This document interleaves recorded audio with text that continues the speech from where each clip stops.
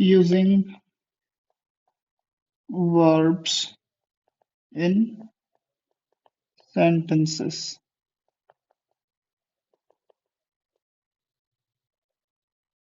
Sentences में verbs को use करना, इस्तेमाल करना। पहले वर्ब हम लेंगे टू गो, ये V1 है।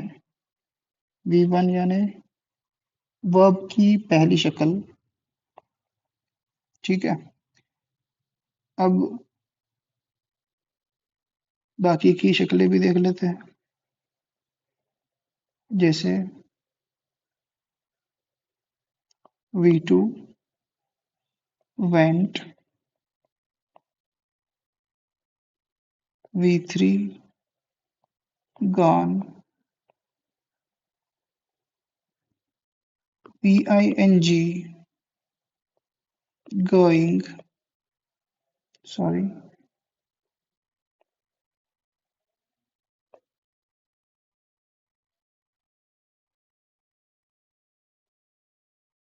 going, और VS या फिर VES।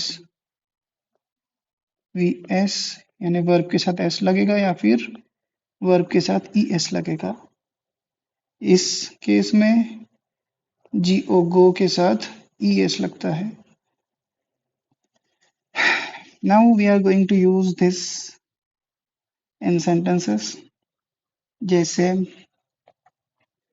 V1 को हम यूज करेंगे, तब यूज करेंगे I go to school। went अगर हमको यूज करना है तो ऐसे ही यूज करेंगे I went to school। अगर हमको gone यूज करना है तो उसके साथ हमें यूज करना होगा had। I had gone to school। अगर going यूज करना है तो हम ऐसे बनाएंगे I go, sorry, I was going to school। अगर VS या फिर ES यूज करना है तो हमको सब्जेक्ट चेंज करना पड़ेगा। जैसे they goes to school। ठीक है, सिंपल सा हमने एक वर्ब को अलग अलग सेंटेंस में इस्तेमाल किया है, एक वर्ब के अलग अलग फॉर्म्स को या फिर शक्लों को।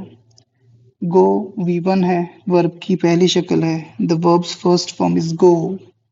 Went is second form, went दूसरा फॉर्म है, दूसरी शक्ल है। गॉन तीसरी शक्ल है, third form of verb is gone. और वर्ब की VING वाली शक्ल गोइंग है। verbs VING form is going and ES oblique S वाली जो शक्ल है वो goes है।